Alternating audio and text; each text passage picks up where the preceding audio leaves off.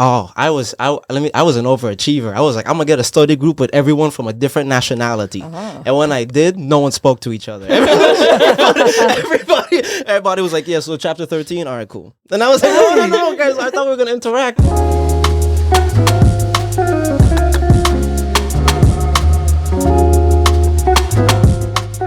You're listening to a podcast from Studiekeuzepodcast. In this podcast, we will tell you everything about choosing your degree. No matter if you're a student, a pupil, or a parent, this podcast is for you. My name is Beppie, and today's podcast will be in English due to the subject Caribbean students in the Netherlands. I'm sitting here with Shivani Mirchandani, welcome, Sjoerd Scott, and Marianne van Veldhuise. Hi. Shivani and Sjoerd, they are both ex-students who moved from Sint Maarten to the Netherlands to explore the world and start their study career. Marianne is a counselor who helps students like them to integrate in the Dutch study system whilst they get started with the degree. In this episode, they will tell you all about the transition from the Caribbean to the Netherlands. How do you integrate into Dutch culture and how do you pick the right degree? Let's start with you, Shivani. Where are you from and what brought you here? Well, I'm originally from Tenerife and from India. So I was born in Tenerife, but for my entire life, I was raised on the island of Sint Maarten, same as Sjoerd. And I came to the Netherlands to do my bachelor's degree, and now I'm doing my master's. Yeah. Nice. And so you also already know Sjoerd. Sjoerd, can you tell us a little bit about your journey? Oh, most definitely. So I also was on Sint Maarten. I spent most of my life on Sint Maarten until I was 17, and now I'm 25. And I was on Sint Maarten, and I was like, we were all studying, we're all learning, we're getting ready to move forward with our adventure. And eventually people told me about the Netherlands. I heard about the Netherlands. We watched movies about the Netherlands. And eventually I was like, oh, I gotta check this place out because I was so tired of sun and no rain and hills. I was so tired of the hills. I was like, oh, I gotta go somewhere where there's no hills. So I was like, oh, let me go to the Netherlands. And ever since then, I feel like I have been studying law. I've been studying law and I graduated. I got my bachelor in law and I'm a full-time comedian and entrepreneur. Nice. Well done. Congrats. Thank you very much. And Marianne, what is your goal and mission for guiding students moving to this country? The most important is that I want to empower them to believe in themselves and also not get lost in the field of all the studies we have in the Netherlands so they can make a good choice for their career. Mm. Yeah, because there's quite a lot of options. There's a as lot. You all know. But in the end, you all chose the studies and it went well. Mm-hmm. It was the first time moving abroad, probably. And I have a question about your first time. What was your first jaw-dropping moments in the Netherlands? My first jaw-dropping moment in the Netherlands, I would say, would be the cold. Everyone tells you that it's just going to be, oh, you need a jacket, you need shoes, whatever, but they don't really tell you what precisely to get. So when I was still new in the Netherlands, I got the wrong shoes, I got the wrong jacket, I stepped out into the cold and I slipped because I did not get the right shoes. And so I slipped and actually I injured my area that I sit on and I had to go to the hospital actually because of that, and I had to not tell my mom. And so in summary, my first jaw-dropping moment was when I broke my ass. Yeah. That would have been an interesting call home. Yeah. Can you top that? Did you have a jaw-dropping moment when you first moved here? Jaw-dropping? I would honestly have to say almost the cold, but the snow for me. I absolutely love the snow. I thought that was such an experience for me. But if I had to say something that absolutely shocked me, apart from the snow, I would have to say curtains being open. I did not expect that. That threw me off completely. Because in the Caribbean, it's like you gotta cover that. You don't want nobody to see all that. And then you come here, and it's like it's so different because I would just walk by and I'd see people, and I'd be like, oh my god, it's so interesting. I feel like I'm window shopping. I'm like, I wonder where you got that table from. It's like most of it. So I feel like for me culturally, the shocks have been more interesting than I would say like that I would go like, oh, I can't believe it. That's funny. I never thought about that, but I like looking into people's houses. Really? Until you have that awkward moment of like eye contact. Yeah, but then No, but I've seen some questionable things happening in houses. So I'm like, Yeah, sorry This about is that, by the normal way. here. I had no idea you were walking by. We don't comment on that. oh wait, another. I think actually my first jaw dropping thing was that the amount of raisins in things. Because I went to someone's house and they had made me macaroni and cheese. You know how we eat back yeah. home, Okay. but it was macaroni and cheese with raisins inside, and I thought. But you know, my mama taught me to be respectful, to eat what's in front of me. So I was just eating like, But was it good though? no.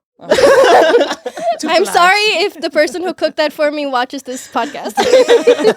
Don't worry about it, you know. Except you said you saw movies and you got told about the Netherlands, Yeah. and then you start looking for studying abroad. Yes. Why did you choose for the Netherlands and not another country? I would definitely have to say that we were definitely prepared for it a lot, because even as growing up on St. Martin, like you naturally learn the languages of, like, let's say Dutch, French, English, like all these kind of things. So we naturally learn them. So when you're learning them and they show you references of people in the movies speaking Dutch fully and everything, you start to see it work and how it's used with slang. You start to see slang. I had no idea about certain slangs and terminologies until I came here. So it was for me that, you know, I would see these movies and I always felt this kind of place where I was like, oh, I would love to check this out eventually. And when my schools would tell us that, hey, we actually have connections with schools in the Netherlands and we can help you out and help you get set up with your letter of acceptance if you want to go in, and the motivation letter. So I was like, oh, let's totally do it. And I thought, hey, it's the Netherlands too. I don't have to explain my first name as much. And turns out I come here and I have to explain it more than ever. Because if I go to any other country and I'm like, my name is Sjoerd, they're like, okay, move on. Here I'm like, my name is Sjoerd. They're like, why? you don't speak Dutch. So that's a bit odd. Yeah, and I don't speak Dutch, so then they're also like, why? Like, what? You know what I mean? But yeah, so Time that's to change your mostly- name. Oh, actually, now that I'm here, it's helped me so much more. I feel like I've gotten so much more out of it. And I think that was what helped me a lot, that I felt like I was naturally drawn to it, and with certain ideas of being teased with the languages and the cultural aspects, that it made more sense, that it felt like, oh, I was meant to be here. That's what I would say. Okay, nice. And do the schools in the Caribbean help you with your choice? Yes, of course. I think Sjoerd can also agree that we do have guidance counselors who then give you little quizzes. Of course, you have to then work with your fellow classmates of, okay, where do you want to go? What do you want to be in the future? But I would have to say that most of the time we're making a lot of jokes when we're doing those quizzes and so forth. But they do try to help us, yeah. Nice. And then you also come into the picture at some point. Yeah. When do students come to you? Like when they have already chosen the country they're going to study, or before that? Before that, way before they become a student in the Netherlands, we go there to the islands to inform them about the opportunities we have. And the nice thing, we work together with all the educational, higher educational institutes to give them the right information so they can make a profound choice. But it's always difficult because you have to experience it. And the Netherlands is so much more than only a study. So it's a bit hard, but I think it helps. And also students from the islands go back and tell their experience to the pupils over there. So I hope that will help also people to, have a good choice and know a bit what's going to be it's going to be like in the Netherlands. Yeah, because you choose a new country to live in for a while, but you also have to choose the studies, and there's a lot of studies available. Shivani, how do you know like which studies were available, and how do you choose? Like, what was your process? Well, for me personally, I do have siblings here in the Netherlands. So, of course, I asked them and so forth. But it was very limited because I was looking for a study in English because I can try to speak Dutch, but no. But when it happened to be for the English studies, we have different websites, like there's Studiekeuzepodcast. There's also a bachelor's portal, which is more international to see from around the world. So I mostly found out what do I want to study, and then I looked at what are the different options, and I went to open days and things like that. So yeah, that's kind of how I picked mine. Yeah. Nice. And do you have any tips for anyone who's considering moving to the Netherlands for a degree? I would have to say, definitely go after what you feel like is a skill that you want to improve on and that what you already enjoy. Because I'm not gonna lie, like in choosing like the studies, I think we also had to do like the career test, right? We had to do the career test. I did that. It said accountant. I said I did it wrong. I think I answered the questions wrong. I had no idea what I was answering. So I remember that I took on the law thing because my first thought was, oh, it's an international law program. It has to be in English. That was my first like process. I was like, okay, I'll go through all the English programs and I'll select which ones make sense for me. And I felt like with the law one, it was in The Hague. So then to me, that added a bit more of like an international sense to it. And I think it made it a lot more appealing in deciding because you also, I love to look at the city I'm going to be at. You know what I mean? Like, I'm not going to be in Roermond. I'm so, like, I love it, but if I have to be over there, I have to prepare to be isolated. You know what I mean? So to me, The Hague and the city and the study, all of those things definitely helped me decide ultimately, yes, this is the place I want to start becoming an adult. Because that's the most important part. Like people feel like, oh, you know, what if it's not the right choice? And I'm like, you're just becoming an adult. You can choose a study and decide to choose a different one after. You have time. And I think that for me was the thing that made me want to do law. And I also gave myself the motivation, like I at least want to finish law. Even if it's not what I want to do, I can at least finish it and say, okay, I did it and it's not for me. But if I do it all the way, I can go, oh, I can do it. I did it all the way. Then there's no, you know what I mean? Yeah, and it's important to show that you can do the bachelor degrees. So whatever you want to be, the bachelor degrees give you some opportunities you otherwise don't get. So that's really nice that you finished it. Yeah, something is better than nothing, always. No, something is better than nothing. It's good because it opened doors. Yes, absolutely. Yeah. And we always need to remember that we're doing this degree for ourselves. We're not doing it for anyone else. So it's good to self-reflect. Say, like, what exactly do I want to do? And if you don't know what you want to do, it is okay. There's absolutely no shame if you need to switch, if you need to see what is best for me, what city is best for me. Like, do I need somewhere more for nature? Do I feel more at peace in a city? Do I feel more at peace with nature? Do I want something more in between? There's so many factors that you need to then see, like, okay, maybe I want to do this study, but is this city for me? So that's what you really need to see about balancing it both of them together. And what you can do, I would say a tip is to connect with the communities in each of those cities. So if I'm thinking, oh, maybe I want to go to Groningen, maybe I want to go to The Hague, maybe I want to go to Amsterdam, there are Caribbean communities at those schools that you can then look on Instagram or the website and you can contact them and say, hey, what is it like? And that way you can get really tips from those who were there before you. Yeah. I think that should be very important, like the experience of others.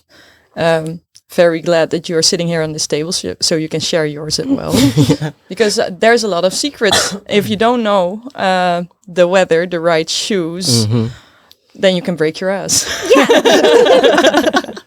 I also have one secret, and it's a question. I don't know what the question is.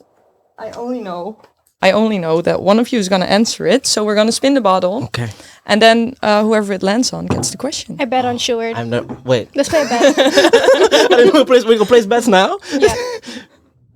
Oh, God damn it. I lost the bet. I cannot answer it. Oh, yeah. Illegal. Oh, man. Oh, you have to. Oh. Marianne? I have to answer it. Oh. Wow. The secret question. Yeah. It's getting exciting now. Whose bet was this? That was mine. I called it from the beginning.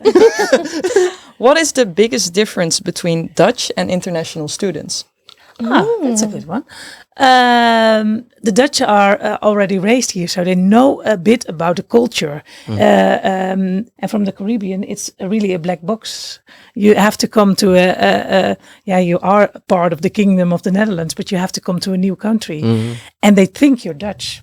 Because you have a Dutch passport, you have many times an HAVO or a VWO diploma, but you are really in a different culture. So you're also not an international student. And you studied both in English, but there are also many students from the islands who choose for a Dutch program. And then you are someone sometimes alone in your class from the islands, and they think you're Dutch. And you are Dutch, but not really. So I think that's the most tricky one. in the international programs, you are all minorities and you're together a group. But when you're in the Dutch programs, it's really hard because you are really the minority, and the rest don't know your country and don't know your things you do. So I think that's really hard. And also the weather, and also the darkness in winter. That's really hard for you. But that's very much what I was saying, because I felt like, because I was on St. Martin and they trained us with all these movies and stuff like that. I felt like, and also a lot of like certain things culturally, we also do similar to the Dutch as well, because,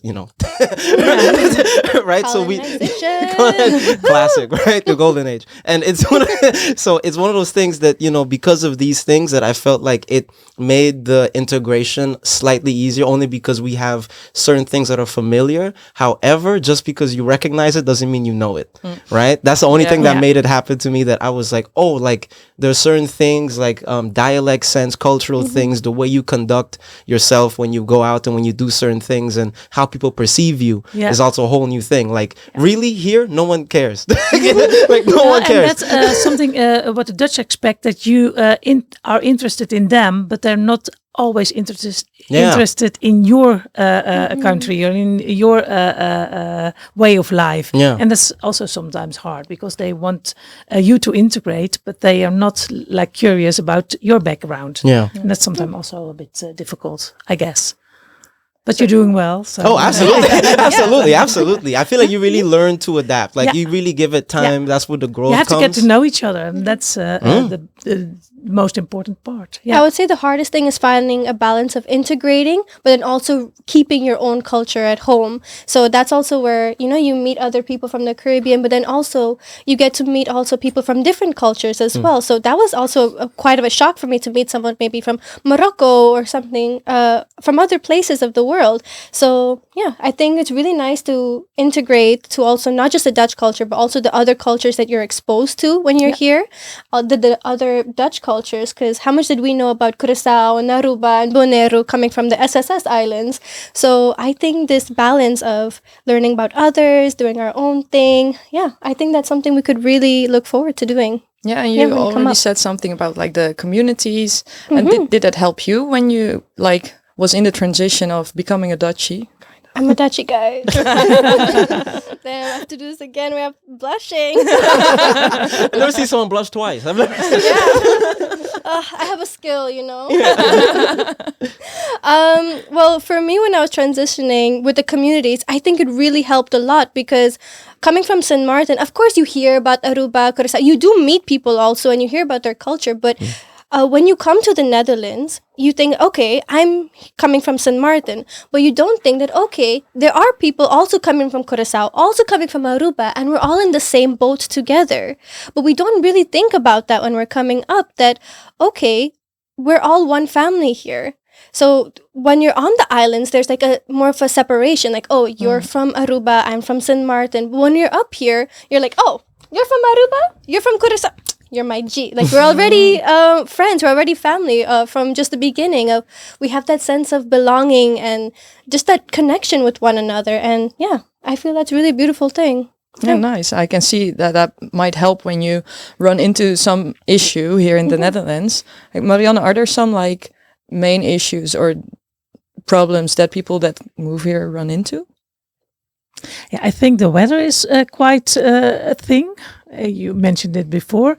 And also, because you are a bit different than the Dutch culture here in the Netherlands, you think sometimes you're a bit strange or you're not fitting in. And everybody wants to fit in. And maybe you lose yourself because you want to fit in, but you are different.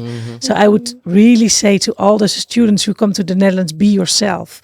Be yourself and let the Dutch see where you come from and what your culture is. So that's really important.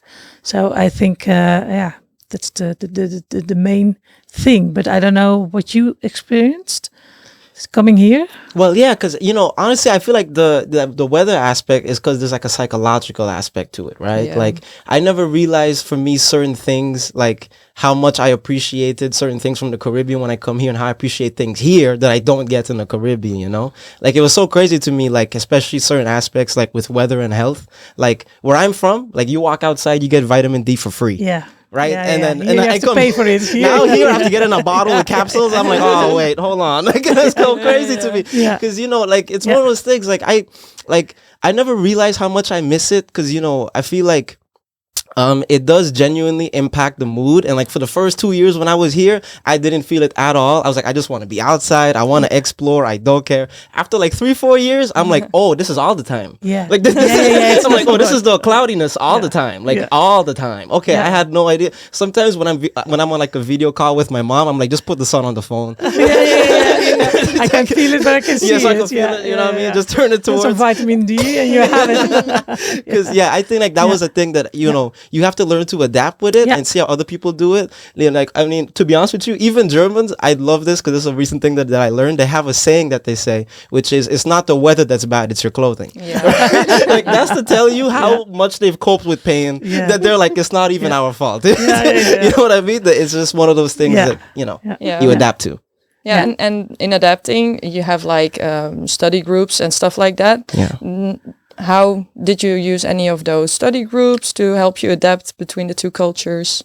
Oh, I was an overachiever. I was like, I'm gonna get a study group with everyone from a different nationality. And when I did, no one spoke to each other. Everybody was like, yeah, so chapter 13, all right, cool. And I was like, no, guys, I thought we were gonna interact. And then people start to break apart because different things happen in different people's lives, and everyone has a different work ethic too. Because I realized, for me, coming from the Caribbean, I didn't have any basis on law before that. So when I came here, I had to start from scratch. But for a lot of European students, you get some aspects of law. You learn some little things about how your countries work, how the politics work, and how you develop certain things. So for me, when I came here, I had to start from zero when other kids were on like 80%. So I was like, oh, I have to catch up. I have to work a little harder. I'd look at other people's notes, even though I didn't have much to offer myself, to be like, hey, I wish I could help you, but you're helping me tremendously. And I think it's that being able to reach out and ask for the help is what changed it all for me. Because if I had to just do it on my own and be like, nah, I'm gonna figure it out, no, it was not gonna happen. That's the best thing to do, because you think you have to be all by yourself, but you have to ask, because there's a lot of help, but if you don't ask, they don't know it, and people are not going to help you, and you need the help, because it's so hard to do it all on your own. Everyone wants to be independent. Everybody wants to be independent, be like, I don't need anybody. People also like to help, so please ask. And I think also in the Caribbean, we're so used to everyone. It's so community that if you're going through something, people will notice. And whether you want to or you don't want them to be in your business, they will be in your business. But over here, so one tip I would really give to them is you have to ask. Like, there's no shame whatsoever. You have to ask for the help if you really need it. And don't wait until it's too late. Is there something that you struggled with, and did you ask for help? Well, for me, I really struggled with when it came to the little details when it came to school. So, Sjoerd and I went to high school together, so he can tell you, I used to be on top of everything. I was, doing everything possible. I was in every club possible because I just knew how it worked. But when I came here to the Netherlands, I really struggled in the fact that I had to sign up for exams. So I didn't know. So for me, I really felt that, am I as smart as I thought I was? As on top of things as I thought I was when I was on the island? Now I'm here and I can't even take my exams. And if I can't take my exams, I won't have enough credits. And so these things that I really struggled with. But then I seeked out a student counselor, which was very hard for me to do because I was so used to being the person that people would come to, that the roles reversed, that, I need the help now, and that was very hard for me to accept. Yeah, in the beginning. Yeah, I feel the good thing. Really good thing that indeed reached out. I actually had this experience because when I first came in my first year, I was struggling because we also like Hurricane Irma had hit St. Martin at the time, and I was trying to study and I had no contact with my family. So I was failing heavily. At some point I had to go to I went to my mentor. I'm like, dog, I'm mentally struggling. I don't know what's going on. I went to the guidance counselor. I'm like, I'm mentally struggling. I don't know what's going on. And they kind of kept being like an ear for me to like basically say my problems because ultimately they can't really do anything to help you. They can't really do anything. So they're just more of like, okay, we want to help you. Like, you can talk to us about your problems and we see what we can do grades wise for you and how we can help you. But I think it was definitely the experience of moving away and then having something happening to my home when I'm not there added so much more to it because there's so many stresses that you have. And even in the Caribbean, like, it's a very common thing. This is why we don't really reach out for help a lot in that aspect, is because everybody's struggling. So there's no one to go to just be like, oh, like, can you help me? Like, everybody needs something, so we all help each other in that way. And you just know that people have these issues. But here, things are so kept to people's self that it's like, you almost feel bad for saying you need help because it feels like you're complaining or you're showing weakness or all these different kind of things, because you're like, oh, I'm coming from a different country. I don't want these people to think I'm some guy that, traveled in and needs to be saved. That's not the case. I just need a little bit of help. You know what I mean? So it's just that aspect, I think, of moving from a different culture to being able to go, I need help adjusting.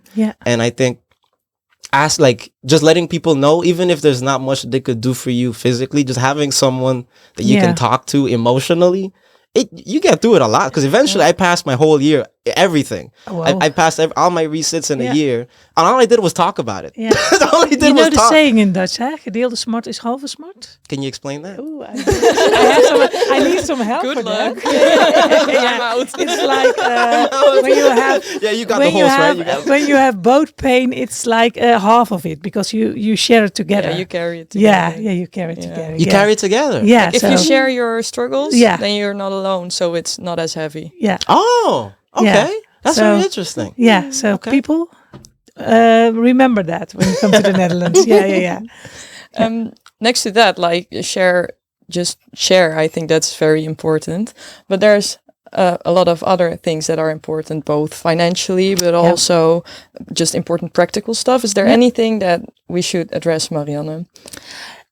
For this moment, it's rooms, because it's really difficult to get a room, and the sooner you get in, the better it is. I think it's rooms.nl. I look at Shivani, you know more about this. No, there are a lot of different options for housing, and I would say to first see which city you want to go to, and then once you know which city you want to go to, there are different resources that will help you. So if you also contact the school that you're going to, they have a list of websites or referrals that they can help you with to get a room. So start with that early. And also, as I mentioned earlier, there are communities in every city usually. So reach out to the community. Maybe they can help you with a housing, or maybe they could go for a viewing for you if you have if you don't have anyone there. So I would say to really use the communities, because we're here to help one another at the end of the day. And it's so nice if it's arranged when you come to the Netherlands, because otherwise you have so much troubles, and you have your studies, you have everything, and then also the housing. It's it's really important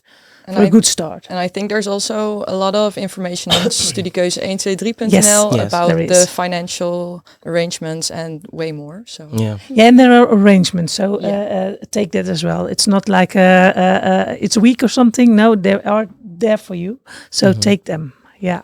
And ask indeed the communities again, because they already have experience with that. And I'm not gonna lie, I've also seen this too, and I want to address it. I see people settle for housing conditions that aren't suitable. Just because you're desperate doesn't mean you should take anything. Like that, you know what I mean? That, right? Because then they get stuck in this awful contract, and they're like, "Bro, my literal pipe is leaking water into my room, and I have to stay here because I already signed a contract because I was desperate." Don't do that. Like, don't. No, you gotta do checks, background. Don't just send someone money just because. And I feel bad I have to say this, but you have to say this because people do it. It's really good. Just people be like, "Oh yeah, send me the rent or a security deposit in advance, then you can come see the place." Insane. That's insane. No, never do that. Never do that. Yeah. No, check it. Just don't do that. There's a lot of do's and don'ts. Sure, do you have one do and one don't for students that are looking to study here? Do's and don'ts. Yeah. Oh, that's a really good one. So I would definitely have to say do is go out of your comfort zone. Like try things that you never would normally try, because then I also think that that's also how you build community. You have to show your face, you have to go out, you do things. That's how you find friends, that's how you build connections. So definitely do a lot of that. Don't get too comfortable at home. I know it's cold, so you're like, hey, I use my rent, I pay my rent, I pay heating, I'm gonna use it. I feel you, but you also gotta go outside sometimes, because that's also where life happens. That's how you experience things and how you grow. And, some people would say learn the language, and you definitely can. I think it helps. But I would also say, if you're struggling with it, don't rush yourself. You know what I mean? Just take your time. And I think just get by building connections and genuinely connecting with people. And a don't, that's a really good one. Also, a don't, I would have to say is, don't be too stubborn. Don't be like, oh, I know where I'm from, I'm not gonna change. Let the change happen. Like, you know what I mean? Like, let the change happen. Adapt. You're in the Netherlands for God knows how long. So while you're there, adapt, learn the country, learn the culture. And if you want to live somewhere else, do that. But if you're gonna live here, I think you should also take in the vibes of why you come. Like, you come from a different place. So take in the energies of this new environment and grow and learn and become the adult you want to be, dog. Wow. Amazing. So can you top that? No. I don't think I can. No pressure. No pressure. I can't really top that, but I can give like maybe a do and a don't. Girl, you a Dutchie now. What are you talking about? You got this. What are you talking about? Ik ben een Nederlander. I know. Nee, ik ga stuk. Kom op I still have my nou. melanin. Thank God summer is coming. I can get my color back. But I would say a do is to really take the opportunities that are there. Because I think when we come here, we're so focused on just getting that degree that we don't look at all of the opportunities that are there available to us. You can, for example, do your minors or an exchange in Italy, go to France for a little bit, like really take... see what opportunities that you have and go for it, because we're not here to just survive and get a degree. We're here to thrive, and we're here to be empowered, and we're here to really succeed. We're not, here to do the bare minimum. We're not that kind of people. And I would say don't take things with a grain of salt. So I would say to really keep an open mind. Like, for example, if you go over to someone's house and it's 4 or 5 p.m. and they kick you out because it's dinner time, don't be like, I hate Dutch people now, they're so rude. But rather, try to understand that why they're kicking you out at 5 p.m. to eat a bowl of soup. One of my favorite things is fire with fire. Oh, you kick me out at 5, I kick you out at 4. That's how it's gonna happen. That's how you adapt. You gotta, No. You just gotta put some chili pepper in their soup before you leave. Goodness. Just stay with the black pepper. That's fine. Add some chili pepper. Oh my goodness. If you want to fight fire with your fire. Indian is showing. Your Indian is showing. Hold on. We gotta bring it back a little bit. You know what I mean? Do you have any do's or don'ts for students? I start with the don't. Don't stay in your room. Get out, reach out, get to know people, even if they're strange or different. Please get out. Don't get lonely. And the do is also make fun, because it's nice to go studying. It's nice to being an adult and be on your own. And it's not always easy, but please do enjoy it.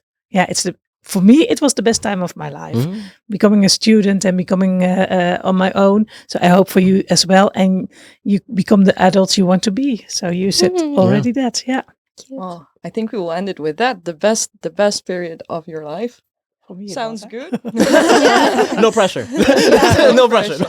In hindsight, it always is, right? Thank you for listening to this episode. If you want more information about studying abroad, choosing your degree, or more, go to Studiekeuzepodcast for more episodes. Just a small warning, the other episodes are in Dutch.